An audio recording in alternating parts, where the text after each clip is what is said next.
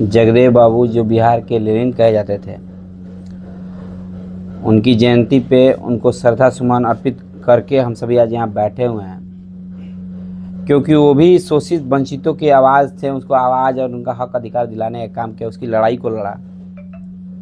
आज उसी क्रम में आज देश में देख रहे हैं एक बिल को लेकर, जो यूनिवर्सिटियों में, कॉलेजों में, हायर एजुकेशन में जब गरीब, दलित, पिछड़ों के बच्चे जाते हैं और उन पर अन्याय होता है, उन पर शोषण होता है, अत्याचार होता है, तो या तो वो आत्महत्या कर लेते हैं या पढ़ाई छोड़ देते हैं।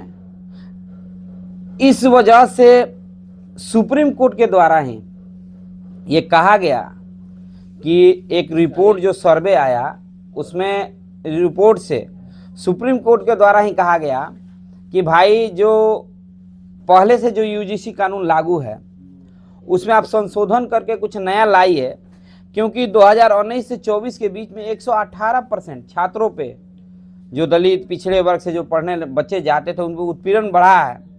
तो क्यों ना एक कानून लाइए, गाइडलाइन लाइए, जिससे ये उत्पीड़न रोका जा सके, जिसको सरकार देखते हुए सरकार ने एक कानून लाया, यूजीसी गाइडलाइन को नया संशोधन करके लाया 2026, जिसको देश भर में विरोध किया जा रहा है। उस गाइडलाइन के अनुसार जो भी देश में हमारे यूनिवर्सिटी कॉलेजों में पढ़ने जो बच्चे जाते हैं, उनके खिलाफ शोषण होता है, भेदभाव होता है, उसके खिलाफ कानून लाया गया है।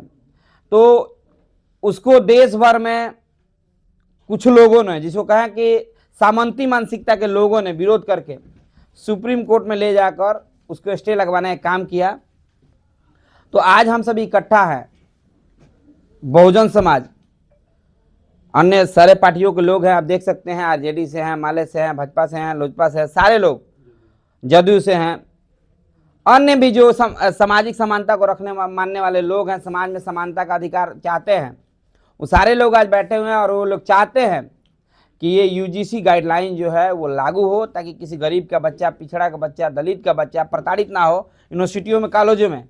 उसी के लेकर हम लोग आज एक प्रेस कॉन्फ्रेंस रखे हैं, जिसमें 4 तारीख को 10 बजे अंबेडकर पार्क, जो गोपालगंज मोड़ पे स्थित है, वहां से हम लोग मार्च कर पूरे शहर का भ्रमण करेंगे और सरकार को ये बताएंगे, सरकार में बैठे नेताओं को हम लोग बताएंगे कि जो यूजीसी गाइडलाइन आपने लाया था, ये वाकई दलितों के, पिछड़ों के, उनके जो छात्र हैं, जो पढ़ने जाते हैं, उनके पक्ष में था, और इसको आपको लागू कराना पड़ेगा।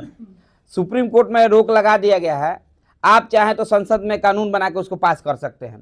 तो आपको अगर वाकई समाज में समानता की बात करते हैं, आप चाहते हैं दलित को, पिछड़ा को उनका हक अधिकार मिले, तो इस कानून को आप लागू कीजिए, वरना आज सिवान से ये आवाज़ उठ रही है, पूरे देश के बहुजन समाज आज सड़कों पे होगा, जिसका जिम्मेदार सरकार, प्रशासन, जो भी व्यवस्था है वो जिम्मेदार होगा।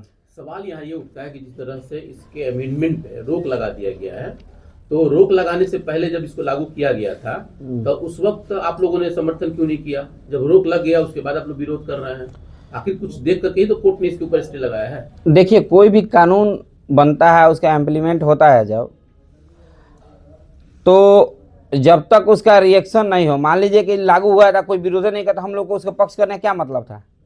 आज उस कानून को, आज गाइडलाइन को रुकवा दिया गया, तब ना हम लोग को मजबूरन आना पड़ा था। अगर वो गाइडलाइन लागू होता, वो गाइडलाइन ऐसा नहीं किसी के विरोध में था, वो तो ये था कि जो भी दलित, गरीब, पिछड़ों पे जो बच्चे जाते हैं, बड़ी मुश्किल से यूनिवर्सिटी कॉलेज में पहुंच पाते हैं, नहीं तो मैट्रिक इंटर करके वो बेचारे कमाने चले जाते हैं, क्योंकि इतना दबे रहते हैं आर्थिक रूप से, सामाजिक रूप से, कि पढ़ने भी नहीं जाते हैं हायर एजुकेशन में और यूनिवर्सिटियों में। और यूनिवर्सिटी में जाते हैं तो उनको प्रताड़ना झेलना पड़ता है, जिसकी वजह से पढ़ाई छोड़ देते हैं, आत्महत्या पे करने मजबूर हो जाते हैं। जैसे कि रोहित वेमुला ले लीजिए, पायल तड़वी ले लीजिए, तमाम इस तरह का छात्र हैं जो आत्महत्या करने पर मजबूर हो गए। तो उसका जब विरोध हुआ, जब स्टे लगा, तब हम लोग को मजबूरन आना पड़ा सड़क पे। तो जब लागू हुआ था तो कुछ लोग और विरोध जो कर रहे थे, और फिर जब उस पर रोक लगा तो आप लोग विरोध कर रहे हैं, तो सरकार की झुकाव किधर होगी? देखिए, यही तो बात हम लोग कहने आए हैं कि ये किसी जाति, किसी वर्ग का मामला नहीं है। ये जो कानून आया था, जो गाइडलाइन आया था, उन लोगों के लिए आया था। समझिए, एक तरह से समझिए कि वो अपराधी हैं। अपराधी का कोई जात नहीं होता है। जो व्यक्ति जातिगत किसी को प्रताड़ित करता है, भेदभाव करता है, ऊंच नीच का भाव समाज में रखता है, समानता को खत्म करना चाहता है, वो एक तरह का अपराधी है, सामाजिक अपराधी है। तो वैसे लोगों का समर्थन करना, जो भी लोग कर रहे हैं, ये गलत बात है। हम लोग ये चाहते हैं कि देश में समानता बना रहे, भाईचारा बना रहे, सबका बच्चा पढ़े, सबका विकास हो। जब गरीब दलित का बच्चा पढ़ने जा रहा है तो उसके साथ भेदभाव क्यों हो? और ये कानून लागू होना चाहिए। सुप्रीम कोर्ट में रोक लगाए, लेकिन संसद चाहे तो उसको कानून बना के लागू कर सकता है। मार्च में अभी ये खत्म नहीं किया गया है, इस पे स्टे लगा है। मार्च में फिर इसकी सुनवाई है। अभी से आप लोग इतने क्यों घबराए हुए हैं? हो सकता है कि इसको कोर्ट लागू कर दे। एक चीज आपको बता दें कि जो देश का स्थिति, जो सिस्टम अभी है, एनआरसी का मामला ले लीजिए, सीए का मामला ले लीजिए, एसआईआर का मामला ले लीजिए, चाहे अन्य मामलों के लेकर अगर आप कोर्ट में जाते हैं। अभी जब आरजेडी और जदयू का सरकार था और उस समय 65% आरक्षण दिया गया था और उस मामले को लेकर विरोध हुआ, मामला कोर्ट में गया था, 2 सालों से लंबित है। लेकिन जब यह मामला आता है कुछ विशेष जातियों को लेकर, विशेष वर्गों को लेकर, तो उसको तत्काल रोक लगा दिया जाता है।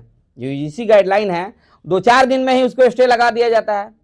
तो बहुजन क्यों ना प्रताड़ित हो? जब आप कह रहे हैं कि यूजीसी गाइडलाइन में उसमें कुछ नया चेंजिंग नहीं हुआ है, उसमें केवल ये डाल दिया गया है कि जो जिसके प्रतिनिधि नहीं थे, एससी के, एसटी के, ओबीसी के, विकलांग का, महिला के, इनके प्रतिनिधि नहीं थे, तो भाई उनकी बातों को स्पष्ट से कोई रख नहीं पाता था, जिसकी वजह से इनको इंक्लूड कर दिया गया है। पहले से जो गाइडलाइन था इसमें कोई विशेष अंतर नहीं है, केवल उनके प्रतिनिधि को जोड़ दिया गया है। ओबीसी के जोड़ने का पर भी तो लोग, हाँ, ओबीसी के जोड़ा गया। जैसे कि मान लीजिए किसी का बात रखना हो, उसका प्रतिनिधि नहीं है तो बात कौन रखेगा? हमारे राज्य का, पंचायत का हम लोग प्रतिनिधि जिता के भेज रहे हैं कि हमारी बातों को रखेगा। हमारे गांव का मुखिया हो, हमारे वार्ड का वार्ड पार्षद हो, हमारे शहर का विधायक हो, जिला का एमपी हो, हम चुन के भेजते कि हमारी बातों को रखेगा। और जब हमारा प्रतिनिधि नहीं होगा तो जाहिर सी बात है कि जो रिजल्ट आएगा वो हमारे पक्ष में विपक्ष में भी आ सकता है। लेकिन फिर भी हमारे लोग, अपने लोग उसमें नहीं थे, फिर भी हम लोगों ने विरोध नहीं किया। हमको भरोसा था कि हमारे लोग नहीं भी है तो चलो हम इनको मानते हैं कि सर्वोच्च पद पे बैठे हैं तो हमारे पक्ष में रिजल्ट आएगा, हम गलत नहीं है। तो उसके बावजूद भी 118% मामला बढ़ा उत्पीड़न का, तब ना सुप्रीम कोर्ट को कहना पड़ा।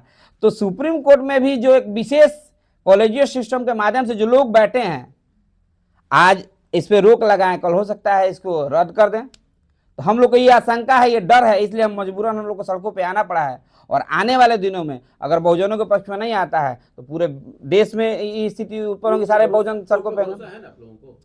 देखिए, न्यायपालिका पे तो हम लोग भरोसा करते आए हैं, हम लोग को उन पे भरोसा नहीं है। क्योंकि जब वो लोग न्याय कर रहे थे, देश में 45 यूनिवर्सिटियाँ हैं, बड़ी यूनिवर्सिटियाँ हैं, जिसमें से 38 में स्वर्ण समाज के लोग काबिज है बीसी के पद पे, 1 एससी, 1 ओबीसी और 1 एससी, 1 एसटी और 5 ओबीसी, 7 लोग ही हमारे हैं। उसके बावजूद हमारे बच्चे 45 यूनिवर्सिटियों में जाते हैं, हमको भरोसा रहता है कि जो बीसी हैं वो किसी के नहीं, एक सर्वोच्च पद पर बैठे हैं, सबके लिए हैं। फिर भी ये उत्पीड़न बढ़ा, इस कारण से नहीं ये गाइडलाइन लाना पड़ा। अगर ये उत्पीड़न नहीं बढ़ा रहता तो ये सर्वे नहीं आया रहता, सुप्रीम कोर्ट को हस्तक्षेप नहीं करना पड़ता, तब ना ये गाइडलाइन लाना पड़ा। जब हमको भरोसा था, आप उत्पीड़न भी करवा रहे थे फिर भी हमको भरोसा था, और जब हमारे प्रतिनिधि आ गए तो पेट में दर्द होने लगा। मामला यहीं पे है, तो हमको भी अब सुप्रीम कोर्ट अन्य जगहों पे हमारा प्रतिनिधि होना चाहिए। जब आपने स्टे लगाया तो हमारा प्रतिनिधि कहाँ था? उसमें हमारे प्रतिनिधि को रखिए, उसमें उस गाइडलाइन को पढ़िएगा। शायद आप लोग पढ़े हैं कि नहीं पढ़ेंगे, लेकिन उसमें बता देते हैं, उसमें कमजोर, आर्थिक रूप से कमजोर वर्गों का भी जिक्र है। जो लोग आज स्वर्ण स्वर्ण चिल्ला रहे हैं, ईडब्ल्यूएस का लाभ कौन ले रहा है? ईडब्ल्यूएस जब 10% आरक्षण दिया गया, हम लोगों ने इसमें सवाल उठाया। हम ये चाहते हैं कि अगर आप देश में समानता चाहते हैं, ये चाहते हैं सबका विकास हो, सबका भला हो, तो आपने जो सबके भलाई के लिए कानून लाया, हमने उसमें नहीं बोला। आप यूजीसी गाइडलाइन को पढ़िए, उसमें दलित, पिछड़ा, सबका कहते हो, लास्ट में आर्थिक रूप से कमजोर वर्गों के लिए ईडब्ल्यूएस का भी जिक्र किया गया है। जब उसमें जिक्र है तब आपने इसका विरोध क्यों किया, इस गाइडलाइन का विरोध क्यों किया? इसलिए कि जो लोग भी विरोध कर रहा है, ये लगता है कि उत्पीड़न का बढ़ावा देते हैं, वो भेदभाव का बढ़ावा देते हैं, वो चाहते हैं छुआछूत बना रहा है, गरीब का बच्चा ना पढ़े, दलित का बच्चा ना पढ़े, इसलिए मजबूरन हम लोग को सड़कों पे आना पड़ रहा है।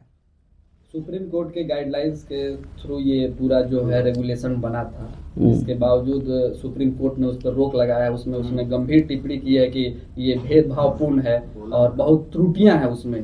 तो आप लोगों को ये भरोसा नहीं है कि अगर सुप्रीम कोर्ट ने ही वो रेगुलेशन अगर उसके निर्देश पे बना था तो कहीं ना कहीं उसमें कोई त्रुटियां हैं, इसलिए सुप्रीम कोर्ट उस पर स्टे लगाई है? अच्छा, जैसे कि आप भी ये बात बता रहे हैं, हम भी सुन रहे थे कुछ लोगों के बातों से, जो लोग विरोध कर रहे थे कि इस कानून का मिसयूज किया जा सकता है। तो आपसे मैं ये बात पूछना चाहता हूं कि ये जो गोली, बंदूक, हथियार, बम, तोप, बारूद, परमाणु हथियार बना था, ये कहीं ना कहीं देश की रक्षा के लिए यूज करने के लिए बना था। तो आज आम उसको जगह जगह हत्याएं होती है उसी गोली बंदूक से। तो क्या इस डर से हम बंदूक बनाना छोड़ दें कि हत्याएं होने लगेगी? देश की रक्षा का नाम लो छोड़ दें कि गोली बंदूक अगर हमारा बना रहा है, किस चीज का हम आविष्कार कर रहे हैं तो उसका मिसयूज होने लगेगा। सवाल ये है कि सवर्ण तबका अगर उसको ये खदशा है कि उसको इसमें एक्सक्लूड कर दिया गया है, उसको अलग थलग कर दिया गया है, पहले से ही मान लिया गया है कि यही लोग शोषण करने वाले हैं, चरदादा परदादा क्या किए, उससे आज का एक सवर्ण युवा है उससे उसको सजा क्यों? ऐसा उन लोगों का मानना है। ठीक है, अगर कुछ ऐसी बात है तो आप लोग इस बात को एड्रेस करेंगे, समझेंगे। इस पे नहीं समझ रहे हैं तो क्यों नहीं समझ? देखिए, इस पे हम ब्रीफ कर देना चाहते हैं कि आप ये कह रहे हैं, उस गाइडलाइन को आप पढ़िए। उस गाइडलाइन में कहीं भी स्वर्ण शब्द का यूज नहीं किया गया है। कहीं भी ये नहीं कहा गया है कि इस गाइडलाइन से स्वर्णों को फंसाया जाएगा। उसमें आर्थिक रूप से कमजोर वर्गों को भी कहा गया है। आप एक चीज बताइए, स्वर्ण वर्ग में केवल 4 ही जाति आती है। मुस्लिम धर्म में भी उसमें आता है, सैयद, खान, पठान जो लोग आते हैं। तो अगर ये लगता कि स्वर्ण जो बिरादरी है, जो स्वर्ण समाज है, उसके लिए कानून घातक है, तो वो भी सड़कों पर होते हैं, हमारा विरोध कर रहे होते हैं। अगर ये स्वर्ण समाज के लिए रहता कि स्वर्ण समाज में इसमें फंसाए जाते हैं, तो क्या सैयद, शेख, पठान इसमें नहीं फंसाए जाते? आप पहले से अपने आप को मान लिए हैं, डर पैदा हो गया है कि इसलिए हम शोषित वंचित लोगों को हम प्रताड़ित करते हैं। ये साबित होता है ना। अगर हम किसी को प्रताड़ना हमको करने का मकसद ही नहीं है, तो उस कानून से हमको डरना किस बात का है? क्योंकि इसमें तो ये कहा गया है कि जो लोग भी प्रताड़ित करेगा। एक चीज़ बताइए, 4 लोग हमारे हैं, 10 लोग कमेटी रहेगा, तो 6 लोग तो वो ना है ना। तो आपको अपने कमेटी पे भरोसा नहीं है, केवल मेरा प्रतिनिधि ना इंक्लूड हुआ है। तो कहीं ना कहीं ये दर्शाता है कि देश में ये लोग हमेशा ये चाहते हैं, जो लोग भी विरोध कर रहे हैं, ऐसा नहीं कि सारे लोग विरोध कर रहे हैं, उसमें बहुत लोग हैं जिसका समर्थन भी कर रहे हैं। तो अगर स्वर्ण समाज रहता तो मुस्लिम समाज में भी उसमें कैटेगरी में आता है, शेख, सैयद, पठान, ये लोग भी विरोध करते हैं।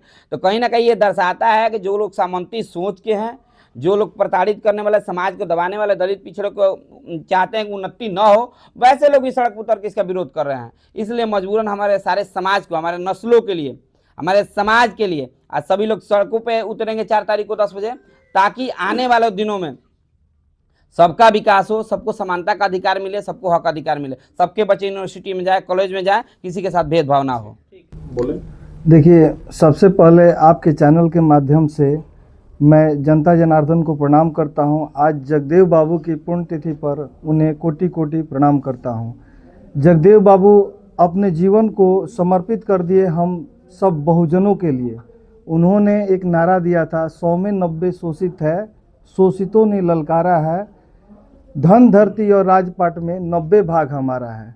इस बात को उन्होंने अपना जीवन त्याग कर दिया, उनको मारा गया। आप लोगों को पता होना चाहिए कि उनको जेल में कैद किया गया, उनको मतलब पेशाब पिलाने के लिए मजबूर किया गया। तो वो किसके लिए इतना यातनाएं झेले थे? तो ये सोचने वाली विषय है। आज हमारा समाज बिखरा हुआ है और बिखर के कोई राजा नहीं बनता है। तो राजा बनने के लिए आप लोग जो आज यूजीसी कानून है उसका मात्र मतलब समझ लीजिए 15% लोग उसका विरोध करके और उसको स्टे लगाने का कार्य कर रहे हैं।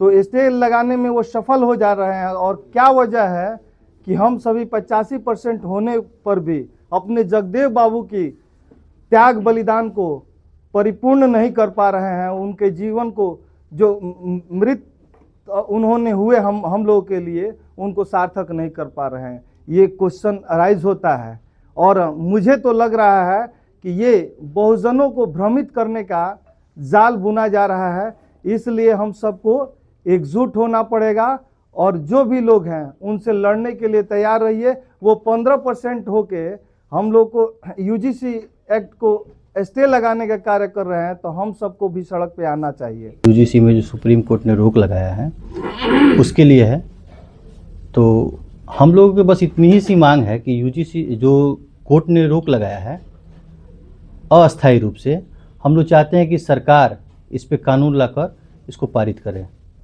और हमारी भी हिस्सेदारी उसमें हो। तो सरकार तो आप ही लोगों का है और आप ही लोगों के सरकार के द्वारा इसको बनाया भी गया था, उसी को लागू भी किया गया है। लेकिन अब एक तरफ देखा जाए तो कहा जा रहा है कि पिछले डोर से आकर के और कानून का सहारा लेकर के इसके ऊपर स्टे लगाया। आप यहाँ देखेंगे सरकार में जो लोग हैं और जिन पार्टियों की सरकार है, उसके अलावा विपक्षी पार्टी के भी सभी शोषित पीड़ित वंचित लोग यहाँ इस प्रेस कॉन्फ्रेंस में उपस्थित हैं और हम अपने हक की बात कर रहे हैं कि हम लोगों का भी प्रतिनिधित्व होना चाहिए। तो मतलब अब तो यहाँ लड़ाई यानी कि अब लग रहा है कि अगड़े और पिछड़े की हो रही है क्या? नहीं, अगड़े और पिछड़े की लड़ाई कहाँ हो रही है, ये तो अपने हक की बात हो रही है। तो आप लोगों का हक कहाँ बाधित हो रहा है? सुप्रीम कोर्ट ने रोक लगाया है। तो रोक लगाया है, अभी तो रोक थोड़ी हुआ है, अभी तो इसके ऊपर मतलब समझ नहीं, हम लोग तारीख को भी सुनवाई भी है। हम सबको ये डर है कि कहीं इस पे पूर्ण रोक न लग जाए। यानी आप लोगों को सुप्रीम कोर्ट पे भरोसा नहीं है? नहीं, हम लोग को जिस गाइडलाइन सुप्रीम कोर्ट के निगरानी में ये गाइडलाइन बना है, सुप्रीम कोर्ट के फैसले पे आपको नहीं, हम लोग को सुप्रीम कोर्ट पे ही पूरा भरोसा है और सबसे ज़्यादा भारतीय संविधान पे भरोसा है। और संविधान जब हमको ये हक देता है कि हमारा प्रतिनिधित्व होना चाहिए तो होना चाहिए। इसमें किसी के पेट में दर्द होने वाली बात तो है नहीं। नहीं, आप जो बातें कह रहे हैं उससे आपकी पार्टी जिससे आप एसोसिएटेड हैं वो असहज नहीं होगी? देखिए, पार्टी से कोई इसमें मतलब नहीं, ये विचारधारा की बात है। 10% ईबी आरक्षण दिया गया था तो उस समय भी तो किसी ने विरोध नहीं किया था, हम लोगों ने विरोध किया था। तो जब हमारे हक की बात आ रही है तो फिर कौन लोग हैं जो विरोध कर रहे हैं? ये तो वही लोग न हैं जो आपके सर्वोच्च नेता इस वक्त हैं, भारतीय जनता पार्टी के जो सर्वोच्च नेता पद पर बैठे हुए पार्टी वही लोग हैं। नहीं, हमारी सरकार ने इसको लागू किया था। हाँ, और पार्टी का कौन सा नेता है जो इसका विरोध कर रहा है? तो आप लोग जानते हैं ना? नहीं जानते, आपके माध्यम से जानना चाहते आप हैं। लोग तो डेली देख रहे हैं। नहीं, उसके बाद स्टे लगवाने में कामयाब भी वो लोग हो गए। उसी फिर का आप लोग यानी कि पार्टी का भी विरोध करेंगे यहाँ पे? हम लोग विचारधारा के विरोध में हैं। भारतीय कानून सबके लिए एक बराबर है। भारत का संविधान सबको समान अधिकार देता है। तो अभी लड़ाई आप लोग कैसे लड़ेंगे? मान लेते हैं कि अगर स्टे अभी है, कल इसमें संशोधन कर दिया गया, बड़े पैमाने पे कर दिया गया, तो फिर आप लोग क्या करेंगे? देखिए, जब संशोधन होगा तब हम लोग देखेंगे। अभी हम लोग 5 तारीख को 4 तारीख को 10 बजे से अम्बेडकर पार्क से अपनी शुरुआत करेंगे, पूरे शहर का भ्रमण करेंगे। और अगर संशोधन होता है, हमारे हक को छीना जाता है, तो ये लड़ाई पूरे देश में होगी। ऐसे आवाजें उठी जिसमें कहा गया कि सबसे ज्यादा तो ओबीसी लोग ही SC/ST पर भेदभाव करते हैं, तो इस सब को कैसे देख रहे हैं? मतलब ओबीसी कहाँ? ओबीसी लोग SC/ST पर ज्यादा जुल्म करते हैं, भेदभाव करते हैं। सबसे ज्यादा SC/ST के मुकदमे ओबीसी लोगों पर है। देखिए, देश चलता है भारत के संविधान से और संविधान में सबको बराबर और समान अधिकार दिया गया है। अगर न्यायालय में किसी 2 पक्ष में विवाद चल रहा होगा तो 2 पक्ष में है, 2 जातियों में नहीं है।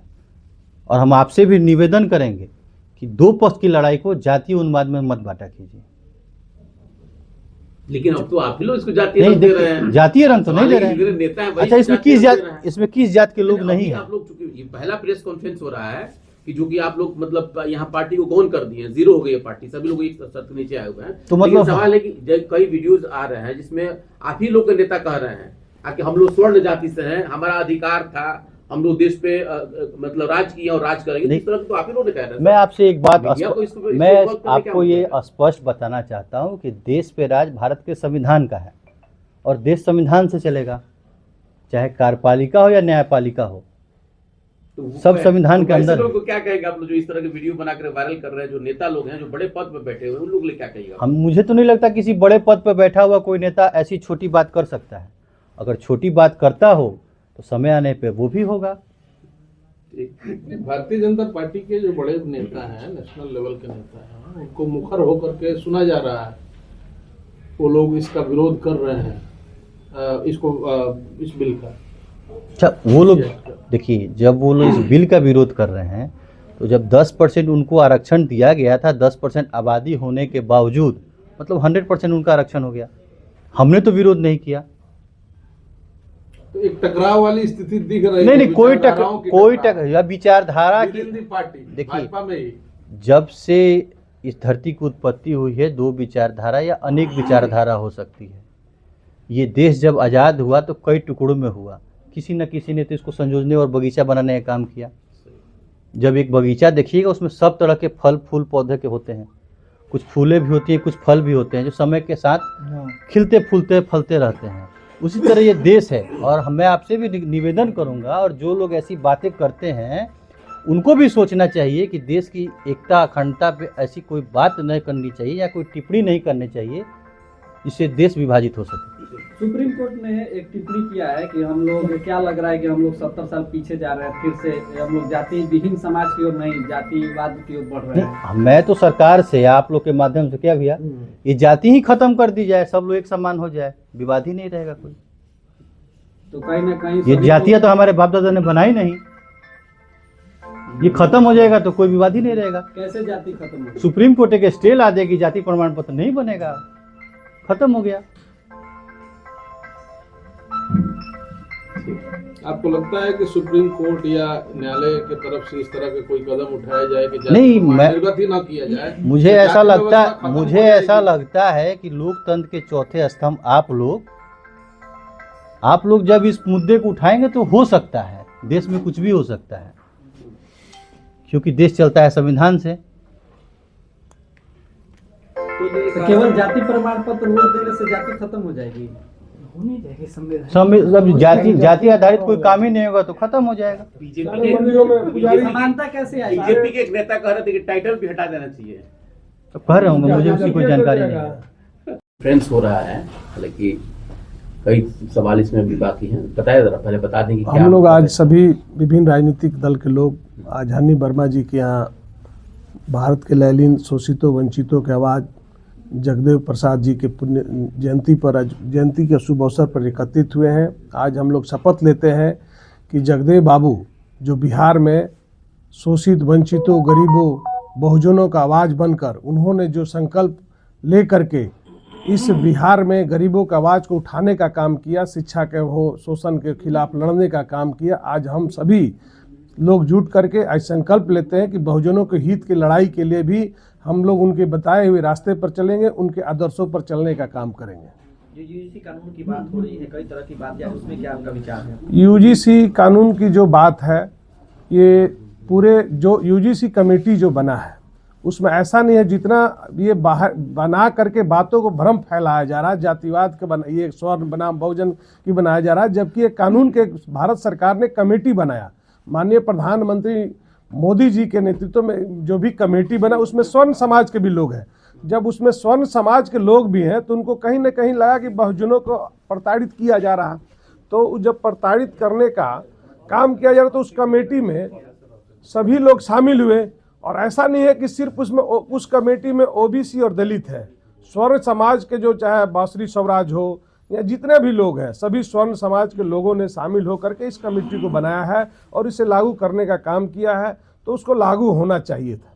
सरकार तो आपकी है, सरकार हमारी ही तो लागू की है, सरकार हमारा है, आपकी सरकार, हमारी सरकार ही लागू किया है। ऐसा नहीं है कि एनडीए की सरकार है और एनडीए की सरकार ने बहुजनों के हित की कोई बात देखी, ये कोई जात पात स्वर्ण और ये नहीं, उसमें ये जो आप उसमें देखेंगे जो पढ़ेंगे उसकी जो गाइडलाइन है, जो आर्थिक रूप से कमजोर बच्चे भी हैं सभी जातियों के लिए मात्र उसमें ओबीसी को जोड़ा गया है। पहले एक कमेटी था, उसमें देखेंगे कि एक उसमें कमेटी में जो कमेटी आप कहते हैं यूनिवर्सिटी ग्रांट कमीशन में एक व्यक्ति होता था, उसको बृहद कर दिया गया है, चूँकि ज़्यादा कर दिया गया है। और आप आज भी जो जातिवाद की बात करते हैं, चाहे किसी जाति धर्म का हो, उसके साथ शोषण होता है, अत्याचार होता है, मारपीट होता है, तो क्या उसका केस नहीं होता है? केस तो होता ही है। लेकिन संविधान ने कुछ लोगों के लिए संवैधानिक अधिकार दिया है, उनको संरक्षण के लिए, समाज के मुख्य धारा में लाने के लिए उस तरह का कार्य किया है, और उस तरह का कार्य किया है तो उसको सुप्रीम कोर्ट ने रोक लगाया है और उसको कहा है कि हम देखेंगे तो हम इसके बाद जो आएगी उसका आप स्वागत करेंगे या विरोध करेंगे?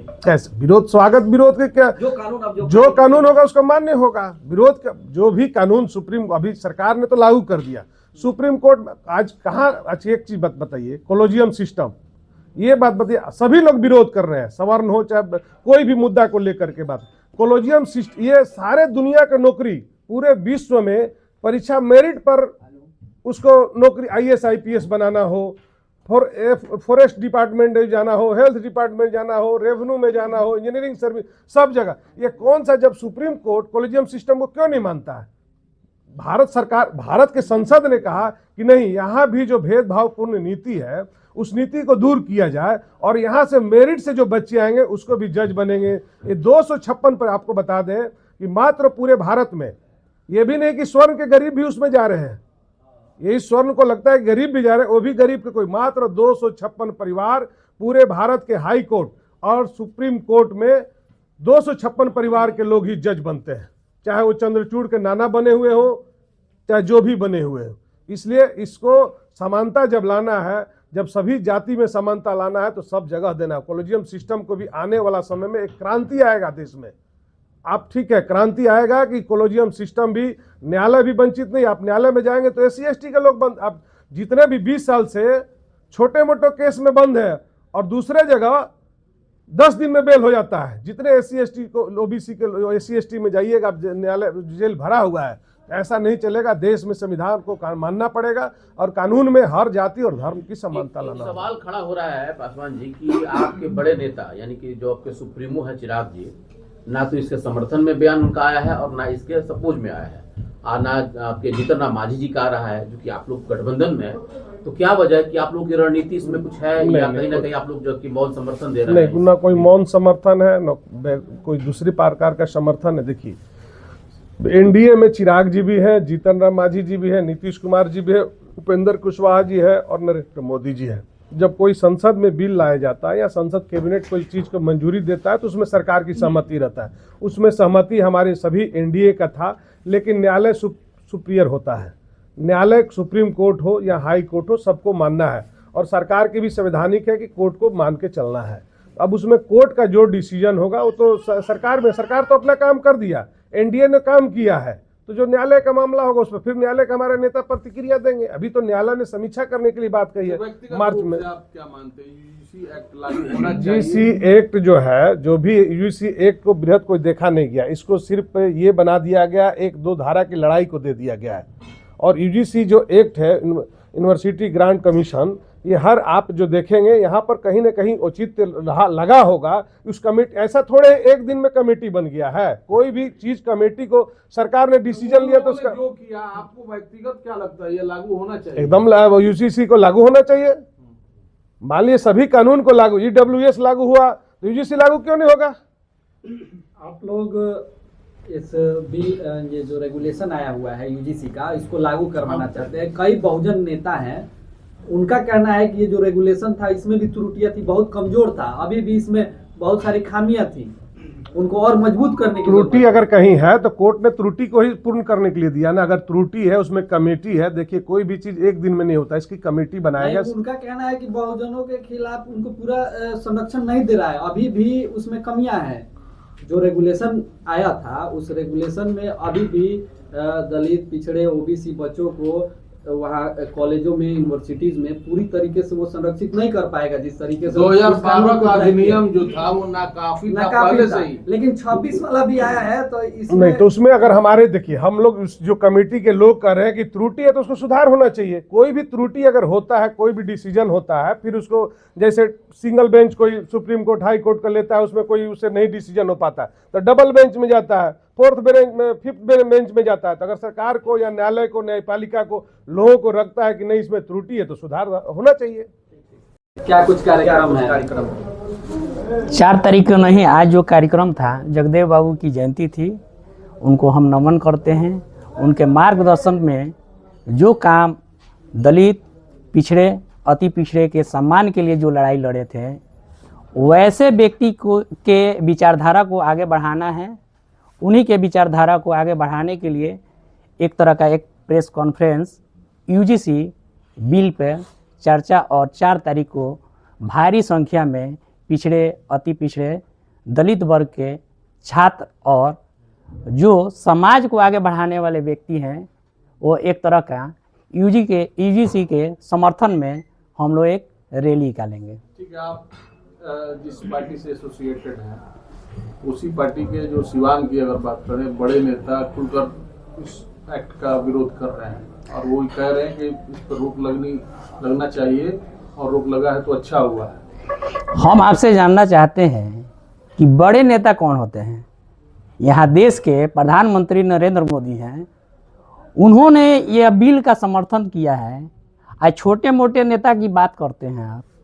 नरेंद्र मोदी, अमित शाह और एनडीए गठबंधन के जितने घटक दल के लोग हैं, समर्थन करके इस बिल को पारित किए थे। तो उसका समर्थन तो सरकार का है ही है। ये तो कोर्ट स्टे किया है ना, ख़त्म थोड़े किया है। हो सकता है कि हम लोग के पक्ष में इससे बेहतर हो, इसके लिए स्टे किया गया है।